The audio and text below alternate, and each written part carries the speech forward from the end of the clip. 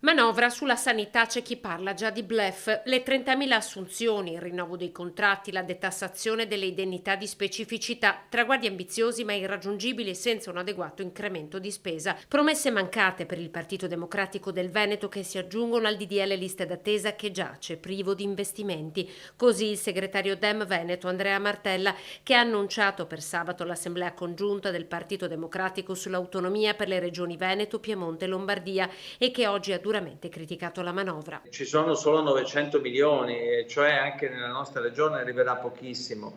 Ho visto che c'è la protesta dei medici, delle associazioni che dicono di fatto che ormai il Ministero della Sanità è un ministero senza portafoglio, ma deve essere chiaro che senza risorse e senza un investimento sulla sanità pubblica non si danno le cure ai cittadini. Solo proroghe e bonus per Martella, che ha ricordato lo sciopero nazionale delle prossime ore che coinvolgerà il mondo dell'automotive, delle scuole, dei trasporti. Noi abbiamo un trasporto pubblico locale con grandi problemi, sottofinanziato in Veneto, e questo determina delle risposte precarie ai pendolari, agli studenti, e così anche nella scuola. Più cauto Mario Conte, presidente ANCI Veneto. Ci aspettavamo sacrifici, dice, dobbiamo ancora capire l'impatto della manovra. Tendiamo di capire l'impatto sui nostri territori, cioè a quantificare questi tagli e anche a capire se da qualche altra parte riusciamo a recuperare, perché sembrerebbe che per esempio i costi di gestione dei minori stranieri non accompagnati tornassero in carico e in capo